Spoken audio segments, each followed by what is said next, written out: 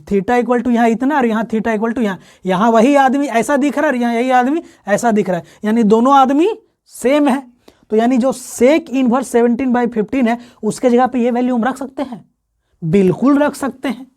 कहीं नहीं रख सकते, नहीं रखेंगे तो केस कर देंगे, एकदम रखेंगे इसको। तो इसको कहाँ रख सकते हैं, यहाँ रख सकते हैं। पाई प्लस में तोड़ना है या तो फिर माइनस में तोड़ना है, इसके अलावा किसी और में नहीं कन्वर्ट करना है। तो प्लस कर इंसान को अब ईश्वर से नहीं अपने कर्मों से डरना चाहिए। कारण ये कि कर्म आपका पीछा कभी नहीं छोड़ेगा। आप जैसा करोगे आज नहीं तो कल आपके कर्म आपके पास घूम फिर के पहुंच जाएंगे और बोलेंगे हेलो नमस्ते हाउ आर यू। अगर आज आप अच्छे से पढ़ रहे हो यानी आप अच्छे से कर्म कर रहे हो तो परिणाम ये होगा कि आपका रिजल्ट बेहतर होगा। और नहीं पढ़ रहे हो तो परिणाम ये होगा कि आपका रिजल्ट बेहतर नहीं होगा। तो अच्छे से पढ़ो और रिजल्ट को बेहतर बनाओ।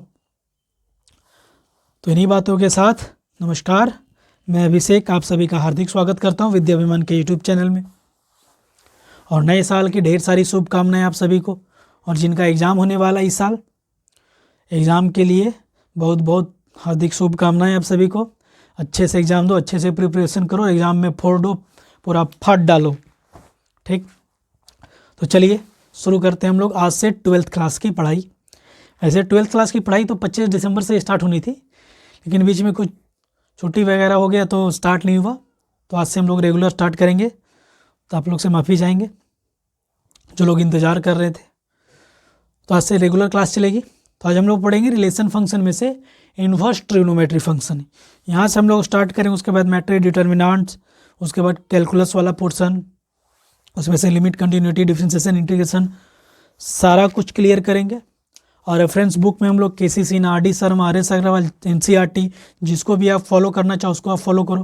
लेकिन मैं सजेस्ट ये करूँगा कि आप KC सिन्हा और RD शर्मा इन दोनों बुक में से या तो दोनों या तो फिर कोई एक फॉलो करो प्रैक्टिस के लिए। आप जितना प्रैक्टिस करोगे कमांड उतना ही बनेगा। तो स्टार्ट करते हैं इन्वर्स ट्रिग्नोमेट्री फंक्शन।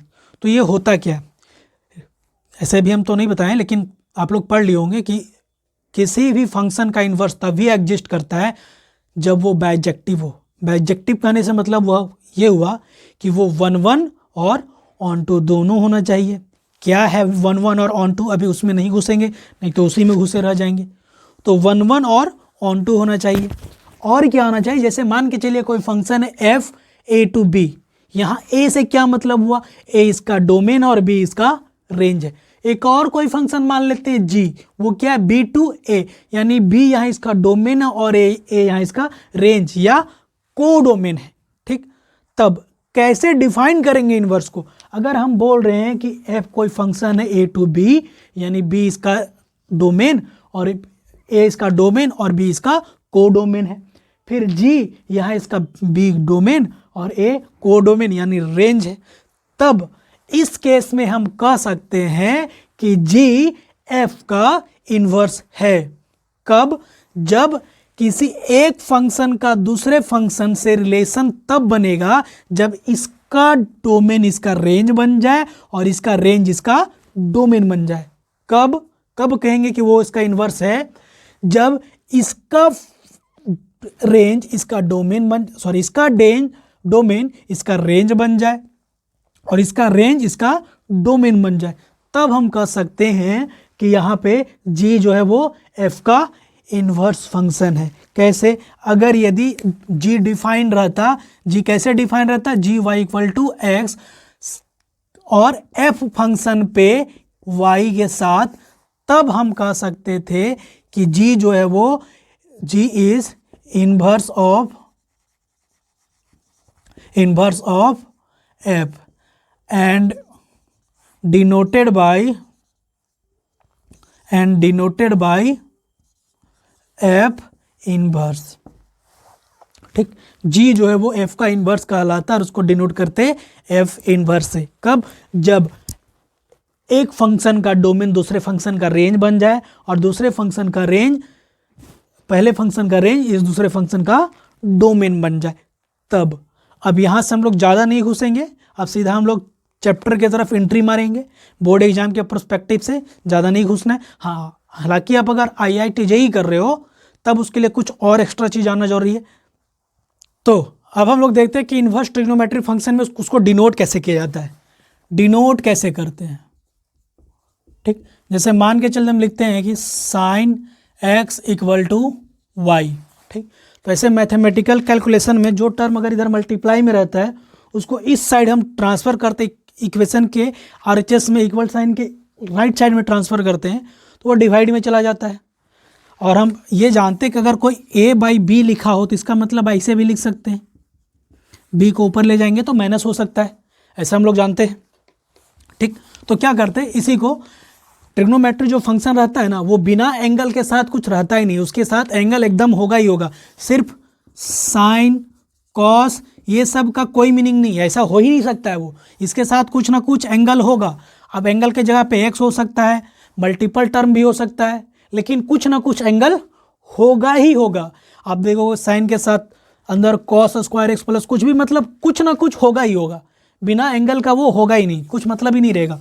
तो जब ये इधर आएगा तो अगर इसको हम यहाँ नीचे कर देंगे x equal to y by sine, तो यहाँ इसका कुछ मतलब होगा नहीं होगा, इसलिए ये यहाँ ना रह करके इसको हम लोग ऊपर लिखते हैं और ऊपर लिखने टाइम माइनस लिख देते हैं। तो इसको पढ़ते हैं हम लोग x equal to sine inverse x minus 1y, नहीं साइन माइनस 1y नहीं पढ़ेंगे, पढ़ेंगे साइन इनवर्स y। ठीक, क्लियर है। और कैसे डिनोट करते हैं इसको, और डिनोट किया जाता है इसको आर्क ARC लिखा रहेगा और साइन y लिखा रहेगा। क्लियर है। कोई भी फंक्शन हो सकता है, कॉस 10 कॉट 6 के 6 में से कुछ भी हो सकता है, 3 तो फंक्शन है, उसके बाद 3 इसके रेसिप्रोकल है। ठीक, तो आर्क साइन y, यहाँ पे माइनस नहीं रहेगा। ठीक, आर्क लिखा रहेगा तो भी हो गया, इन्वर्स का बात कर रहे हैं यहाँ पे। क्लियर है। अब आपके एग्जाम में ग्राफ नहीं आएंगे, ग्राफ आपसे आपके एग्जाम से कोई लेना देना नहीं है। आप जो क्लास 11 में ग्राफ पढ़ लिए हो, हालांकि इन्वर्स फंक्शन का ग्राफ आप लोग को जान लेना चाहिए कैसे होता है सो, तो एक एक करके ग्राफ अभी हम आपको दिखा देंगे, आप देख लीजिएगा कि साइन का ग्राफ कैसे होता है, साइन इन्वर्स एक्स का ग्राफ कैसे होता है, कॉस का कैसे होता है, कॉस इन्वर्स का कैसे होता है, सभी का देख लीजिएगा।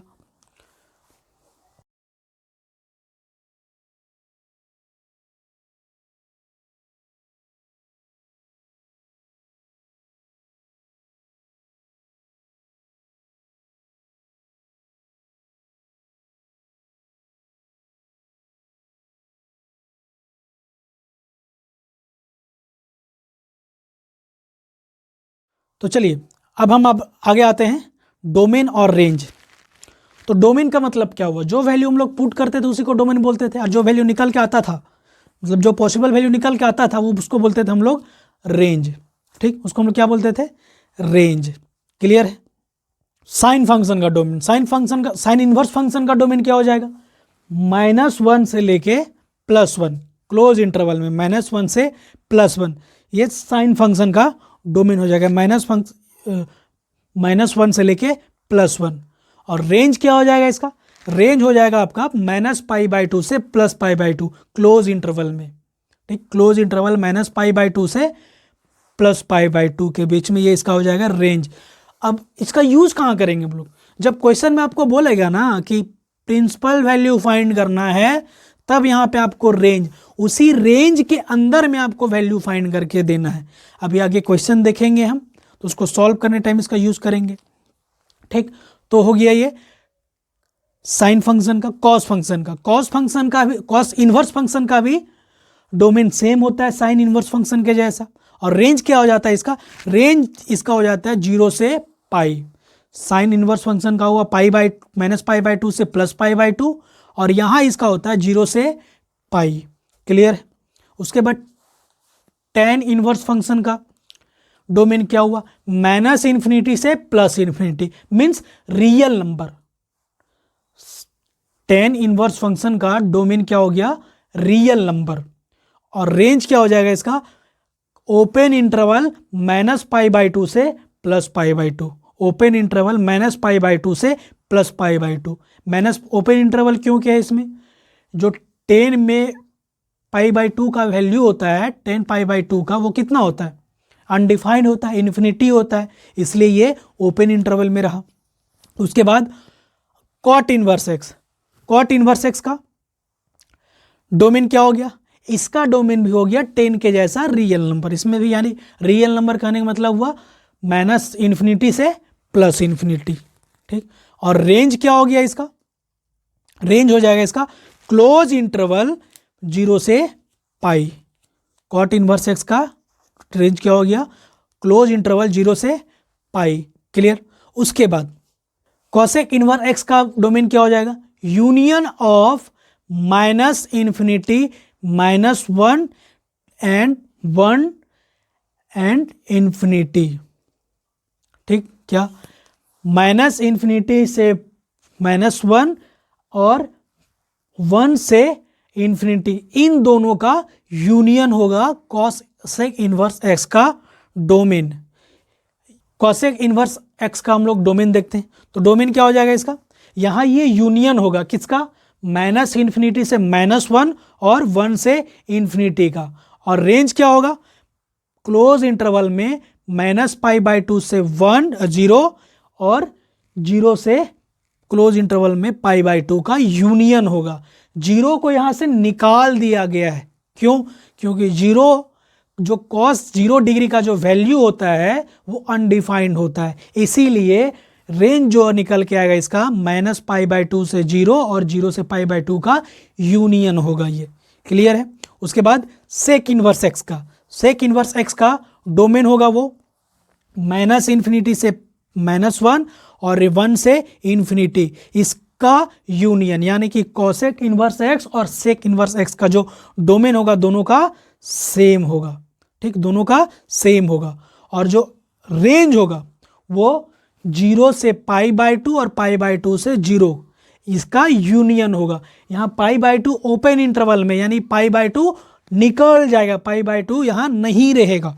ओपन इंटरवल का मतलब यही ना होता है कि यहाँ से निकल जाएगा, तो π/2 पे जो सेक π/2 का जो वैल्यू होता है, सेक 90 डिग्री का जो वैल्यू होता है वो अनडिफाइंड होता है, इसलिए जब हम लोग रेंज लिखेंगे इसका सेक इनवर्स एक्स का तो π/2 को हटा देंगे यहाँ से, ये अनडिफाइंड होता है, क्लियर है। आपने ग्राफ देख लिया, डोमेन रेंज देख लिया, अब आगे कुछ प्रॉपर्टीज़ है।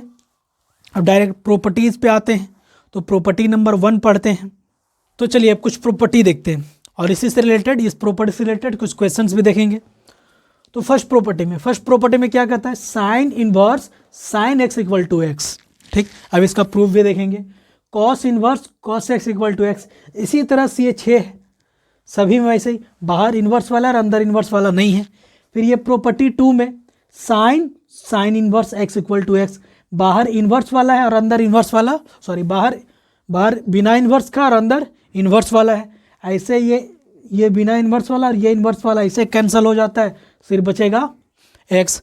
मतलब ऐसे सिंपली समझने के लिए ऐसा होता नहीं है, बस ऐसे समझ लेते हैं कि ये इन्वर्स और ये वाला कैंसिल हो गया तो बचा सिर्फ क्या, एक्स। फिर यहाँ पे ध्यान दीजिए, साइन इनवर्स माइनस एक्स है, यहाँ जो एंगल है वो माइनस है, तो सिर्फ ये 3 फंक्शन में, साइन, टेन और कोसेक में, ठीक, साइन इनवर्स, टेन इनवर्स और कोसेक इनवर्स, ठीक, ये 3 में अगर एंगल माइनस में रहे, अगर एंगल माइनस में रहे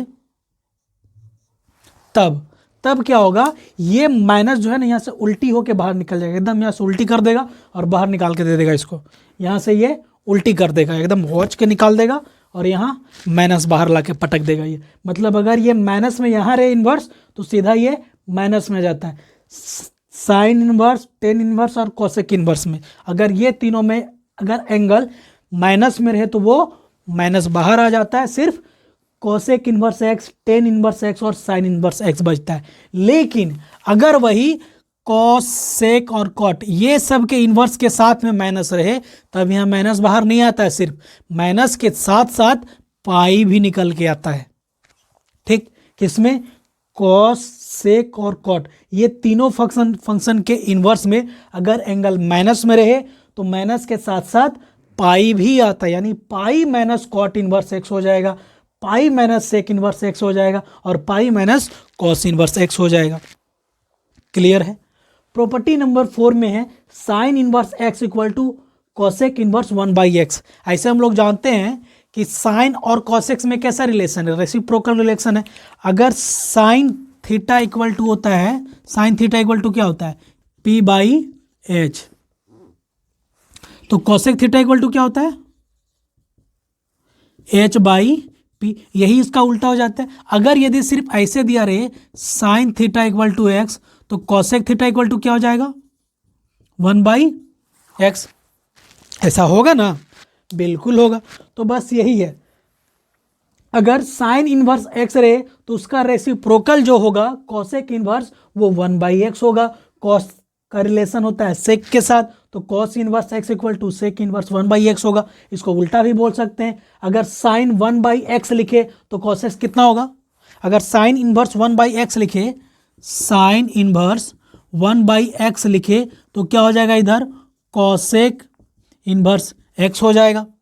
ये होगा ना, मीन्स यहाँ जो भी एंगल है वो इसके रेसिप्रोकल के साथ उल्टा हो गया है, रिवर्स में हो गया, रेसिप्रोकल में हो गया है। अगर यहाँ इस तरह से है रेसिप्रोकल में, इधर जाके सीधा हो गया है, ये इस तरह का रिलेशन चलता है रेसिप्रोकल के साथ में। तो tan inverse x equal to हो गया कॉट इनवर्स 1/x। तो ये 4 प्रॉपर्टी हुए। तो अभी इसको प्रूफ देखते हैं, कैसे प्रूफ करते हैं। सो पहले इसका प्रूफ देखते हैं, एक का प्रूफ बताएंगे, उसके बाद सभी का सेम प्रूफ होगा। क्या है, यहाँ क्या है, ब्रैकेट के अंदर क्या है, साइन थीटा है, साइन एक्स है, तो मान लेंगे let theta equal to sine x, मान लिए इसको ऐसे। और इसको क्या लिख सकते हैं, sine x equal to theta, तो एक्स इक्वल टू क्या लिख सकते हैं, साइन इनवर्स थीटा, ये लिख सकते हैं। X equal to sine inverse theta लिख सकते हैं। और थीटा को हमने क्या माना है, थीटा को हमने मान लिया है साइन एक्स, तो इसके जगह पे इसका वैल्यू रख देंगे, तो साइन इनवर्स साइन एक्स हो गया प्रूफ। ऐसे ही ये बचे हुए 5 भी प्रूफ हो जाएंगे। इसमें भी वैसा ही, इसमें क्या करेंगे, लेट किसको मानेंगे, जो ब्रैकेट में है, theta equal to sine inverse x, या कहे तो sine inverse x equal to theta मान लिए, तो एक्स इक्वल टू क्या हो जाएगा, साइन थीटा। ध्यान दीजिएगा, अगर फंक्शन इधर से इधर आएगा, मतलब अगर बिना इन्वर्स में है और वो साइड चेंज करेगा तो इन्वर्स में हो जाएगा, लेकिन अगर वो इन्वर्स में है और वो साइड चेंज करेगा तो उसका इन्वर्स हट जाएगा। अब फिर से हम लोग थीटा इक्वल टू क्या मान लिए थे, theta equal to sine inverse x, तो साइन थीटा के जगह पे साइन इनवर्स एक्स हो गया प्रूफ। ये वाला भी क्लियर है, ये वाला भी हो गया, ठीक। अब आगे इसको देखते हैं, इसमें क्या है, तो ध्यान दीजिएगा, मान लेते हैं let sine inverse minus x equal to theta, ठीक। तो माइनस एक्स इक्वल टू क्या हो जाएगा, sine theta, x equal to क्या हो जाएगा, माइनस साइन थीटा। अब हम लोग जानते हैं कि अगर साइन माइनस थीटा रहे तो वो क्या होता है, माइनस साइन थीटा, ये चीज़ हम लोग जानते हैं, ठीक। साइन माइनस थीटा रहे तो वो क्या होता है, माइनस साइन थीटा। माइनस कहने का मतलब ये हुआ कि जो एंगल है वो नेगेटिव एंगल है, और नेगेटिव एंगल बनता कैसे, पॉजिटिव एंगल बनता है इधर और नेगेटिव एंगल बनेगा इधर, तो माइनस थीटा यानी इधर की बात कर रहा है। और इधर ये होता है फोर्थ क्वाड्रेंट, और फोर्थ क्वाड्रेंट में साइन कैसा होता है, नेगेटिव, इसीलिए sine minus theta equal to होता है माइनस साइन थीटा। समझ में आई बात, नहीं समझ में आया, फिर से समझाएं। हम लोग एक बात जानते हैं क्या, कि sine minus theta equal to होता है माइनस साइन थीटा, ये होता है, ये हम लोग जानते हैं। ऐसा क्यों होता है,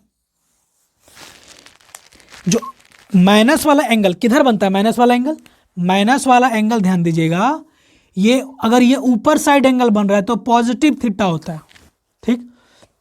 और इस एक्स एक्सिस के नीचे एंगल बन रहा है तो ये नेगेटिव थीटा होता है, ठीक, नेगेटिव थीटा होता है। एक्स एक्सिस के ऊपर एंगल बन रहा है पॉजिटिव थीटा, और एक्स एक्सिस के नीचे एंगल बन रहा है तो नेगेटिव थीटा। क्लियर है। अब यहाँ नेगेटिव थीटा इस क्वाड्रेंट की बात कर रही है, फोर्थ क्वाड्रेंट, ठीक। अब फोर्थ क्वाड्रेंट में साइन कैसा होता है, नेगेटिव, साइन का वैल्यू फोर्थ क्वाड्रेंट में नेगेटिव, नेगेटिव होता है, तो ये एंगल कहाँ बता रहा है, ये माइनस वाला एंगल किस क्वाड्रेंट को रिप्रेजेंट कर रहा है? फोर्थ क्वाड्रेंट, और फोर्थ क्वाड्रेंट में साइन कैसा होता है? नेगेटिव, इसलिए माइनस साइन थीटा। तो ये चीज़ हम जानते हैं कि sine minus theta equal to होता है माइनस साइन थीटा। तो क्या हम ऐसा नहीं बोल सकते हैं कि minus sine theta equal to sine minus theta हो सकता है? ऐसा बोल सकते हैं ना। अगर ये ऐसा इक्वल टू ऐसा है तो हम ये भी बोल सकते हैं कि minus sine theta equal to sine minus theta होगा। होगा कि नहीं होगा? एकदम होगा। तो अब क्या करते हैं, आगे करते हैं इसको हम लोग। x equal to sine minus theta कर दिए इतना दूर तक, क्लियर है? अब क्या करते हैं, इस साइन को फिर से इधर ले आते हैं, फिर से इसको इधर ले आते हैं। इतना दूर तक हम लोग सिर्फ काम किए, ये जो थीटा हम लोग माने हैं इसको माइनस करने के लिए। इतना दूर तक जो हम लोग प्रोसेस किए वो सिर्फ थीटा को माइनस करने के लिए। तो क्या हो जाएगा, क्या हो जाएगा? इधर आएगा तो sine inverse x equal to minus theta, ये हो जाएगा, होगा ये। अब क्या करते हैं, थोड़ा सा इसको ठीक करके लिख देते हैं, theta equal to sine inverse x, clear है? सॉरी, ये minus theta equal to sine inverse x, इतना हो गया ये। अब यहाँ पे एक चीज़ देख के बताओ हमको कि हम क्या लिखें। अब ये माइनस को उस साइड भेज देते हैं, इस माइनस को उस साइड भेज देते, तो क्या मिल गया? Theta equal to minus sine inverse x। क्या मिला? माइनस को इधर भेज दिए तो क्या मिल गया? ये theta equal to minus sine inverse x। अब थीटा को हम लोग क्या माने? थीटा को हम लोग क्या माने? थीटा को माने साइन इनवर्स माइनस x। तो it means sine inverse minus x equal to minus sine inverse x। हो गया, यही प्रूफ करना था, हो गया प्रूफ। अब जैसे बात करेंगे ये वाला, इसमें भी बस वैसा ही करना है। कैसे करना भी थोड़ा सा इसको भी देख लेते हैं।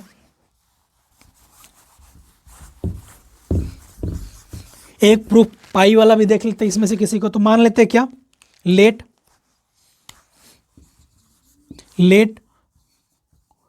Cos inverse minus x equal to theta. क्या करते थे हम लोग, थीटा को माइनस लाते थे किसी भी तरह करके। तो क्या करते हैं, बार कॉस को उधर भेज देते, तो क्या हो जाएगा? ये minus x equal to cos theta, x equal to minus cos theta, ये होता है। अब हम लोग क्या जानते हैं कि अगर कॉस, ठीक, कॉस पाई माइनस थीटा रहे, कितना? पाई माइनस थीटा रहे, तभी वो होता है माइनस कॉस थीटा, ये होता है ना। क्या ध्यान देंगे हम लोग कि कॉस पाई माइनस थीटा रहे तब वो होता है कॉस माइनस कॉस थीटा, ठीक। अगर कॉस पाई माइनस थीटा रहे तब वो होता है माइनस कॉस थीटा। पाई मतलब अगर यहाँ पे पाई है तब वो चेंज नहीं करता है, पाई बाई 2 रहता है तो वो चेंज कर जाता है कॉस साइन में, लेकिन चेंज नहीं करवाना है हमको, उसी को रखना है। तो cos pi minus theta equal to minus cos theta. अब जैसे पीछे किए थे कि इसके माइनस कॉस थीटा को हम ऐसा भी तो बोल सकते हैं कॉस पाई माइनस थीटा, जैसे पीछे बोल रहे थे कि माइनस साइन थीटा को साइन माइनस थीटा भी बोल सकते हैं। तो यहाँ क्या बोल सकते हैं, माइनस कॉस थीटा को कॉस पाई माइनस थीटा भी बोल सकते हैं। यानी कि इसके जगह पे इसको लिख सकते हैं ना, इसके प्लेस पे इसको लिख सकते हैं, तो लिख देते हैं। जब लिख सकते हैं तो लिख देते हैं, इतना सोचना क्या है, लिख देते हैं। तो क्या हो गया, कॉस पाई माइनस थीटा लिख दिया, हो गया। अब फिर क्या करना है, कॉस को इधर ले आना है, तो ले आएंगे तो क्या हो जाएगा, ये cos inverse x equal to pi minus theta. Clear है, इतना दूर तक हो गया। अब क्या करते हैं, थोड़ा सा इसको अब सुधार के लिख देते हैं, सुधार के लिख देते हैं मतलब कॉस इनवर्स एक्स है। अब ये माइनस थीटा अगर इधर आएगा तो क्या हो जाएगा, वो प्लस हो जाएगा, प्लस हो जाएगा ना, ये इधर आएगा तो प्लस हो जाएगा। तो ये इधर आ गया तो ये हो गया प्लस, इधर हो गया ये प्लस थीटा इक्वल टू पाई, ये पाई बचा। अब हमें करना ये है कि थीटा को एक साइड रखना, इसको भी यहाँ छूट गया एक्स ना, इसको उधर भेज देंगे तो क्या बचेगा, theta equal to pi minus cos inverse x, यही। और थीटा को हमने क्या माना था, cos inverse minus x proof हो गया फिर से, ठीक। तो ये प्रूफ हो गया, ये प्रूफ हो गया, ये प्रूफ हो गया, ये तो खैर बेसिक सी बात है, इसको प्रूफ करना कोई दिक्कत नहीं है, कोई और ही नहीं है। हाँ, लेकिन इससे रिलेटेड कुछ और हम बता सकते हैं कि जैसे क्या। तो चलिए अब ये चारों प्रॉपर्टी का यूज़ करते हुए हम लोग कुछ क्वेश्चन देखते हैं। क्वेश्चन क्या रहेगा, तो ये सब क्वेश्चन सॉल्व करने से पहले कुछ और चीज़ हम लोग सीख लेते हैं। जैसे मान के चलिए आपका दिया रहेगा y equal to sine inverse 3/5 ऐसे दिया रहे, और आपको बोला जाए क्वेश्चन में find all inverse trigonometric function या रेशियो, ठीक। सबको फाइंड करना है, कॉस इनवर्स भी फाइंड करना है, सेक इनवर्स भी फाइंड करना है, टेन इनवर्स भी फाइंड करना है, सबको फाइंड करना है। तो अब फाइंड कैसे करेंगे, ठीक। ये तो बहुत भारी वाला हो गया, सोचने वाली बात हो गई।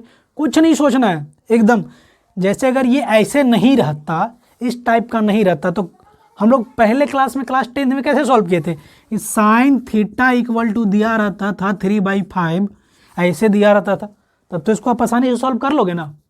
ऐसे अगर लिख दिया जाए, अगर ऐसे हम लिख दे, तब तो आप आसानी से हर ट्रिग्नोमेट्री रेशियो को आप निकाल सकते हो। बस यही चीज़ है ये, बस खाली आप देख नहीं पा रहे हो कि इसको देखना कैसे। देखिए कैसे देखना है। सो लिखा क्या हुआ है, y equal to sine inverse 3/5, लिखा क्या हुआ है, y equal to sine inverse 3/5 ये है, ठीक। हम क्या जानते हैं, अगर कोई इन्वर्स वाला फंक्शन अपना साइड चेंज करके दूसरे साइड में आता है तो उसका इन्वर्स खत्म हो जाता है। तो हम क्या लिख सकते हैं इसको, साइन y इक्वल टू 3/5, ये हो गया ना। अब ऐसा ही हो गया, हम निकाल सकते हैं कैसे, इसको बोल देंगे, फॉर्मूला क्या होता है साइन थीटा का, p/h ये होता है। अब यहाँ से क्या चाहिए हमको, b निकाल लेंगे। अब b कितना निकल के आएगा बता तो, b निकल के आएगा 4 निकल के आ गया। अब जितना रेशियो हमको चाहिए सब निकल सकता है ना। जैसे हम बोलते हैं कि नहीं हमको टेन थीटा निकाल के बताओ, तो टेन थीटा इक्वल टू क्या हो जाएगा, p/b, p कितना है, 3, b कितना निकाले हैं 4, तो ये निकल के आया मेरा टेन थीटा का वैल्यू निकल के आया 3/4। और हमें चाहिए क्या, टेन इनवर्स का वैल्यू चाहिए, ठीक। हमें चाहिए क्या, टेन, यहाँ थीटा नहीं यहाँ पे y होगा, हमें क्या चाहिए, टेन इनवर्स का वैल्यू चाहिए, ठीक ना। इनवर्स वाला वैल्यू चाहिए, है क्या इनवर्स वाला वैल्यू, नहीं है, तो इनवर्स में निकाल देते कैसे, y equal to tan inverse 3/4। अब निकल गया सब, y equal to tan inverse 3/4 सब निकल जाएगा। इसी तरह सबका निकाल लेंगे, ठीक, इसी तरह सबका निकाल लेंगे। फिर हम बोले कि नहीं हमको चाहिए सेक का वैल्यू, सेक का क्या होता है, सेक का हमारा होता है h/b, सेक थीटा का होता है h/b। तो सेक y क्या हो जाएगा, सेक y हो जाएगा h5, b निकालने हैं 4, तो y equal to sec inverse 5/4। इसी तरह से सारा वैल्यू निकल के आ जाएगा, ये फॉर्मूला लिखे हैं, ठीक ना। तो इसी तरह से सारा वैल्यू निकल जाएगा, सारा वैल्यू आप लोग निकाल लोगे। कैसे करना है, सो बस इसी चीज़ का, इसी कॉन्सेप्ट का यूज़ करते हुए हम लोग इसको इधर बनाएंगे। कैसे बनाएंगे, तो ध्यान दो, हमने कुछ फॉर्मूला को मिटा दिया है, कुछ प्रॉपर्टी को मिटा दिया और कुछ को रहने दिया है। रहने दिया इसलिए ताकि अब समझे क्या है, ध्यान देना। क्या है ये, साइन इनवर्स एंड साइन, मतलब जो बाहर इन्वर्स में है उसी का ब्रैकेट के अंदर बिना इन्वर्स वाला है, जो बाहर इन्वर्स में है उसी का ब्रैकेट के अंदर बिना इन्वर्स वाला फंक्शन है ना। तब जाके ये इन्वर्स वाला और ये वाला कैंसिल हो गया, तो क्या बचा, सिर्फ x बचा, ऐसा ही ना है। ये इन्वर्स वाला बाहर है और ये यहाँ पे अंदर है। इसके नीचे और 6 था, उसमें भी जो इन्वर्स बाहर है उसी का फंक्शन बिना इन्वर्स वाला अंदर था, तभी वो x हुआ। इसमें भी देखो ध्यान से, यहाँ जो बाहर फंक्शन है यहाँ बिना इन्वर्स वाला है और यहाँ ये इन्वर्स वाला है ना। तो सेम फंक्शन है, साइन यहाँ पे भी है, साइन यहाँ पे भी है, एक में यहाँ इन्वर्स है, यहाँ पे इन्वर्स नहीं है। जब तक सेम नहीं होगा तब तक वो x नहीं मिलेगा। तो यहाँ पे ध्यान दो, क्या है ये, यहाँ साइन है लेकिन यहाँ पे सेक इन्वर्स है। साइन सेम है क्या, सेम नहीं है, तो वो तो कैंसिल नहीं होगा। तो तो इसको सेम करना पड़ेगा। कैसे करेंगे? जो अभी बनाए थे वैसे ही करेंगे। कैसे? तो मान लेंगे इसको क्वेश्चन नंबर 1 के लिए, let sec inverse 17/15 equal to theta. ठीक, या इसको उल्टा मान लेते हैं, theta equal to sec inverse 17/15। अब ये सेक इनवर्स अपना साइड चेंज करके इस साइड आएगा तो वो इसका इनवर्स खत्म हो जाएगा। अगर इधर से उधर जाएगा, उधर से इधर आएगा। अगर इनवर्स नहीं है तो इनवर्स हो जाएगा, और इनवर्स है तो इनवर्स हट जाएगा। तो इधर क्या हो जाएगा? सिर्फ ये हो जाएगा इधर sec theta equal to 17/15। Clear है? 15। और सेक थीटा का फॉर्मूला क्या होता है? फॉर्मूला होता है उसका h/b। क्या होता है? h/b। क्या होता है उसका? सेक थीटा का फॉर्मूला h/b। अब यहाँ तो निकल गया। अब यहाँ हमको चाहिए क्या? p। p है क्या? नहीं दिया वो, तो p निकाल लेते हैं पहले। तो p इक्वल टू हो जाएगा h² माइनस b²। तो h का वैल्यू है 17 का स्क्वायर माइनस 15 का स्क्वायर। 17 का स्क्वायर हो जाएगा 289, 15 का 225 इक्वल टू माइनस करेंगे तो 64 मिलेगा, और ये 8 बन जाएगा। देयरफॉर p इक्वल टू कितना आ गया? 8। अब जब ऐसा हम लोग निकाल दिए हैं, ऐसा कर दिए हैं, तो नहीं हुआ पहले जैसा कि नहीं? पहले जैसा हमको मिल गया। ठीक, जैसे पहले कर रहे थे। तो अब यहाँ से साइन थीटा का वैल्यू निकल जाएगा। निकाल देते हैं। देखिए साइन थीटा का value, sine theta equal to होता है p/h। ये होता है p/ साइन थीटा का वैल्यू। अब p कितना है? p है हमारा 8 निकल के आया। h कितना है? h है 17। ठीक, अब थीटा इक्वल टू कहें तो थीटा इक्वल टू क्या होगा? साइन इनवर्स 8/17 ये होगा। अब ध्यान दो, हम थीटा को क्या माने हैं? सेक इनवर्स 17/15, और वही थीटा यहाँ क्या है? Sine inverse 8/17। मतलब कि सेक इनवर्स 17/15 का वैल्यू साइन इनवर्स 8/17 के इक्वल होगा। यानी कि ये वैल्यू और ये वैल्यू दोनों इक्वल होगा ना जी। थीटा इक्वल टू यहाँ इतना, और यहाँ थीटा इक्वल टू यहाँ वही आदमी ऐसा दिख रहा है, और यहाँ यही आदमी ऐसा दिख रहा है, यानी दोनों आदमी सेम है। तो यानी जो सेक इनवर्स 17/15 है उसके जगह पे ये वैल्यू हम रख सकते हैं। बिल्कुल रख सकते हैं। कहीं नहीं रख सकते? नहीं रखेंगे तो केस कर देंगे। एकदम रखेंगे इसको। तो इसको कहाँ रख सकते हैं? यहाँ रख सकते हैं। तो मेरा क्वेश्चन क्या था? साइन इनवर्स नहीं, साइन, उसके बाद सेक थीटा के जगह पे क्या रिप्लेस कर देंगे? Sine inverse 8/17। अब ये साइन साइन कैंसल, तो सिर्फ क्या बचेगा? 8/17। ये हो गया हमारा आंसर।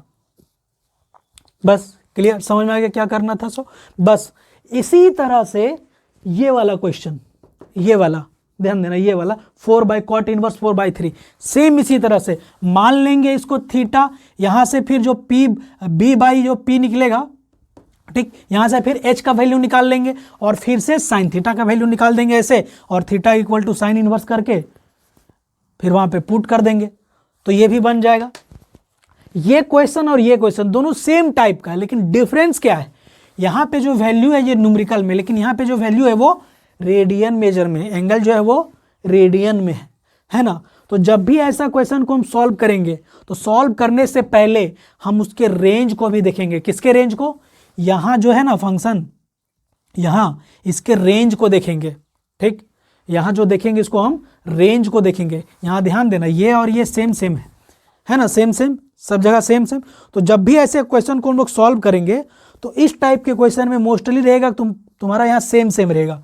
तो सबसे पहले रेंज को देखेंगे कि यहाँ जो एंगल दिया हुआ है, ये जो एंगल दिया हुआ है, क्या उस रेंज में फिट बैठ रहा है। साइन का रेंज क्या था? -π/2 से +π/2, मतलब 90, -90 से +90। और ये एक्चुअली में ये है कितना? ये है 120। ये एंगल कितना है? 120। π/3 कितना होता है? 60, 16 × 2 120। ये 120 तो क्या फिट हुआ 0 -90 से +90 के बीच में? ये तो पार कर गया। तो इसको उस रेंज में लाना होगा ना, तो उसको उस रेंज में पहले लेके आना होगा। तो कैसे लेके आएंगे? तो लेके आएंगे तो प्लस माइनस कुछ करना पड़ेगा। तो कैसे करेंगे? तो वही देखते हैं अभी। तो देखो कैसे करेंगे इसको, ध्यान देना इस क्वेश्चन को, ये वाला क्वेश्चन। तो यहाँ है क्या, यहाँ सबसे पहले 2π/3 डज नॉट बिलोंग्स -π/2 से +π/2, इसमें बिलोंग नहीं कर रहा है। तो पहले इसको वहां पे हमको लेके जाना पड़ेगा। क्या करना पड़ेगा, पहले वहां हमको उसको लेके जाना पड़ेगा। तो कैसे जाएंगे, तो फंक्शन क्या है मेरा, sin 2π/3 ये है। अब ध्यान दो, इसको तोड़ना पड़ेगा या तो पाई प्लस में या तो फिर पाई माइनस में, या तो पाई प्लस में तोड़ना होगा या तो पाई माइनस में तोड़ना होगा। ठीक, तो कब पाई प्लस में तोड़ेंगे और कब पाई माइनस में तोड़ेंगे, कितना, जैसे होता है ना, बहुत कंफ्यूजन होता है कि कैसे तोड़े, किस तरह तोड़े, पाई किधर लगाए, कैसे करें। तो कुछ नहीं करना है, अगर पाई में तोड़ना है तो जो फंक्शन है पहले उसको लिखो साइन, लिख दिए, ब्रैकेट दे दो, दे दिए, पाई दे दिए। पाई प्लस में तोड़ना है या तो फिर माइनस में ही तोड़ना है, पाई प्लस में तोड़ना है या तो फिर माइनस में तोड़ना है, इसके अलावा किसी और में नहीं कन्वर्ट करना है। तो प्लस करना है कि माइनस करना है वो इसको देख के पता चलेगा। कैसे पता चलेगा, तो ध्यान ये देना है, ऊपर कितना लिखा हुआ है, नीचे कितना लिखा हुआ है न्यूमेरिकल में, ऊपर लिखा हुआ है 2 और नीचे लिखा हुआ है 3, है ना, ऊपर कितना लिखा हुआ है 2 और नीचे लिखा हुआ है 3। तो ध्यान देना, अगर नीचे बड़ा होगा, अगर नीचे वाला बड़ा होगा, डिनोमिनेटर बड़ा होगा, कौन वाला, डिनोमिनेटर अगर बड़ा होगा तो माइनस करेंगे। ठीक, डिनोमिनेटर बड़ा होगा तो माइनस करेंगे और डिनोमिनेटर छोटा होगा तो प्लस करेंगे। जैसे मान के चलो मेरा रहा 5π/4, इसको पाई माइनस वाला में फॉर्म में चेंज करना है। तो कैसे चेंज करेंगे, नीचे बड़ा है कि छोटा, छोटा, तो सबसे पहले पाई तो लिखेंगे ही। अब नीचे छोटा है तो पहले प्लस करेंगे। कितना प्लस करेंगे, करना तो 4 ही है, बाई में नीचे यहाँ फ्रैक्शन में तो 4 ही रहेगा, यहाँ भी बाई में फ्रैक्शन में नीचे 3 ही रहेगा, लेकिन कितना रहेगा, कितना रहेगा, ध्यान देना है। जो दोनों का डिफरेंस होगा ना, इसका डिफरेंस 5 और 4 का डिफरेंस कितना है, 1 का डिफरेंस है तो सिर्फ 1 पाई होगा। अगर जैसे हम लिखे 7π/4 ऐसे लिखे, तब इसको कैसे लिखेंगे बताओ, पाई प्लस करेंगे कि माइनस, प्लस कितना, डिफरेंस कितना है 7 और 4 में, 3 का डिफरेंस है, 3 का डिफरेंस है तो लिखेंगे 3π/4। करके देखो एलसीएम लेके इतना ही मिलेगा, 4 + 3π/7π/4 मिल जाएगा वैसे ही। तो अगर नीचे छोटा रहे और ऊपर बड़ा रहे तो प्लस करेंगे। कितना प्लस करेंगे, जो दोनों का डिफरेंस रहेगा उतना ही प्लस करेंगे। क्लियर है, समझ में आ गया ये बात, अब दिक्कत नहीं होना चाहिए इसमें। तो चलो अब आगे देखते हैं क्या है। तो इसमें बताओ, इसमें कितना करेंगे, सिर्फ पाई को करेंगे, पाई। ठीक, हम यहाँ क्वाड्रेंट भी देखेंगे इसके हिसाब से कि ये क्या जा रहा है। ऐसे ये साइन है, सेकेंड क्वाड्रेंट में जा रहा है, तो सेकेंड क्वाड्रेंट में इसका वैल्यू क्या होता है, पॉजिटिव होता है, यानी कि ये मिल गया sin π/3। ये कहाँ जा रहा है, ये वाला वैल्यू कहाँ जा रहा है, पाई माइनस π/3, मतलब सेकेंड क्वाड्रेंट, यहाँ पाई लाइन है उसके पहले ही माइनस करना, मीन्स सेकेंड क्वाड्रेंट में ही रहेगा। वो कहाँ रहेगा, पाई माइनस थीटा रहता है, वो पाई माइनस थीटा रहे तो वो सेकेंड क्वाड्रेंट में ही लाई करता है। ये बात 11th क्लास में क्लियर हो गई होगी। पाई माइनस थीटा हो तो वो सेकेंड क्वाड्रेंट में ही लाई करता है, पाई प्लस थीटा रहेगा तब वो थर्ड क्वाड्रेंट में चला जाएगा, लेकिन पाई माइनस थीटा हो तो सेकेंड क्वाड्रेंट में, और सेकेंड क्वाड्रेंट में साइन कैसा होता है, पॉजिटिव, इसलिए यहाँ पे पॉजिटिव साइन रहेगा। तो क्या मिल गया, साइन 2π/π/3। इतना हम लोग निकाल के लाए हैं, इतना हम लोग क्या किए हैं, साइन 2π/3 का वैल्यू π/3। अब यहाँ देख के बताओ, अब ये π/3 इसमें फिट बैठेगा, बैठेगा ना, तो इसमें लिख देंगे देयरफॉर π/3, यहाँ बिलोंग्स होना चाहिए तो इक्वल लिखा गया, बिलोंग्स टू -π/2 से +π/2, इधर बिलोंग्स करेगा। अब इस वाले वैल्यू को हम इसके जगह पे सब्स्टिट्यूट करेंगे। Now put sine 2π/3 equal to sine π/3। ठीक, तो पुट करेंगे तो क्या होगा, साइन इनवर्स साइन 2π/3 एक बार लिख लेते हैं, equal to sine inverse sine π/3। ठीक, अब ये जो वैल्यू है वो इसमें आ गया। जब तक ये π/3 इसमें नहीं आता तब तक हम इसको ऐसे डायरेक्ट कैंसिल नहीं कर सकते थे, बिकॉज ये इसके प्रिंसिपल रेंज में फिट नहीं बैठ रहा था। अब यहाँ देखो इसमें क्या है, इसमें देखो क्या है कि जो फंक्शन बाहर है उसी का वो बिना इन्वर्स वाला है, तो कट जाएगा तो कितना बचेगा, सिर्फ π/3 π/3 बचेगा।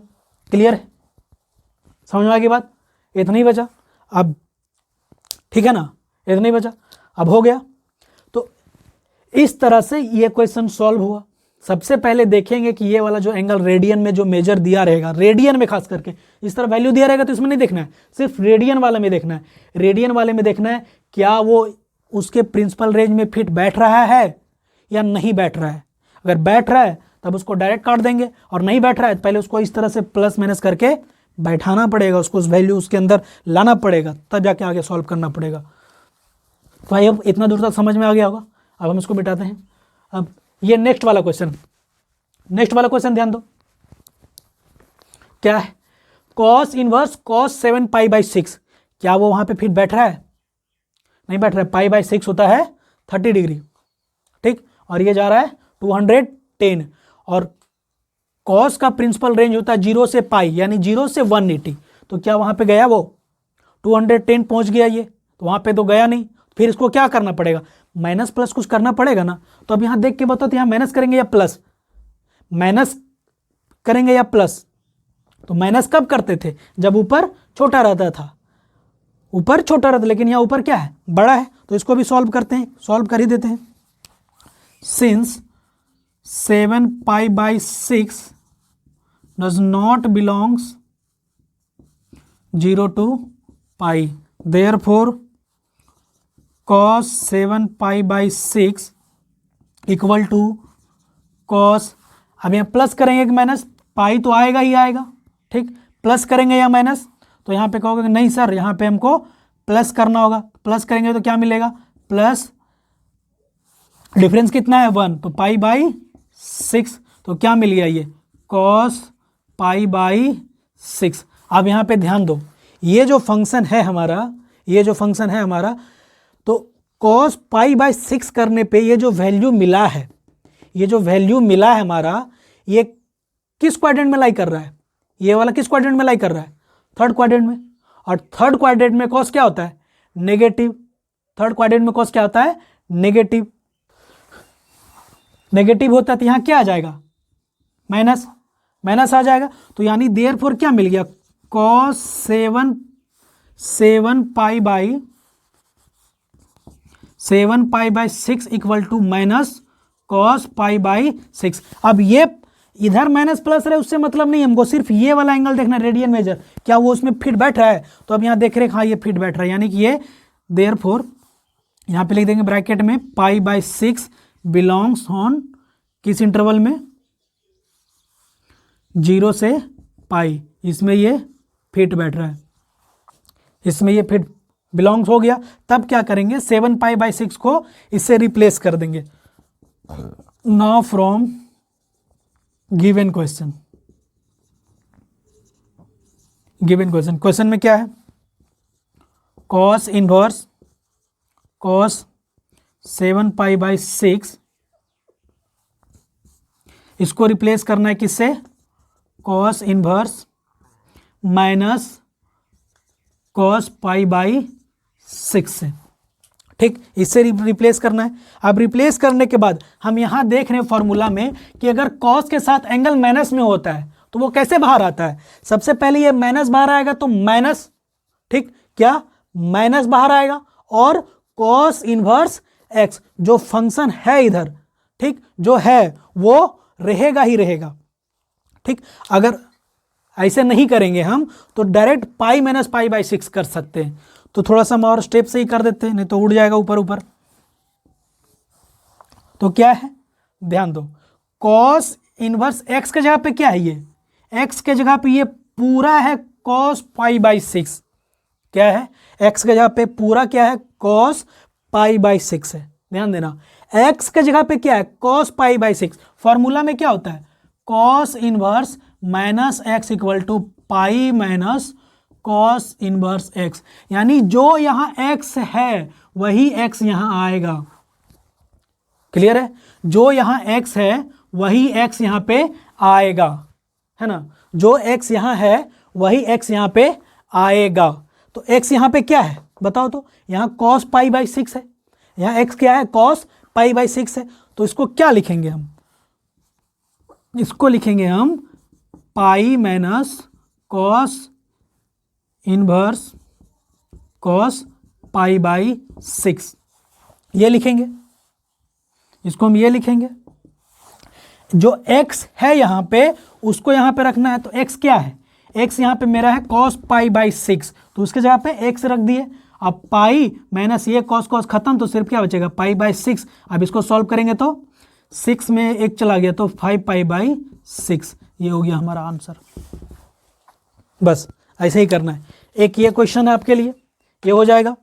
ठीक, इसके बाद आपके केसी सिन्हा के टाइप 1 में जितने क्वेश्चन होंगे, ठीक ना, जितना क्वेश्चन आपके केसी सिन्हा में होगा वो सारा क्वेश्चन बस इसी टाइप का है और इसी टाइप से बन जाएगा। और कुछ क्वेश्चन अगर आपसे नहीं बन रहा हो तो आप कमेंट कीजिएगा कि ये क्वेश्चन हमसे नहीं बना, उसका सॉल्यूशन चाहिए, तो उसका सॉल्यूशन आपको बता दिया जाएगा, उसको भी सॉल्व करवा दिया जाएगा।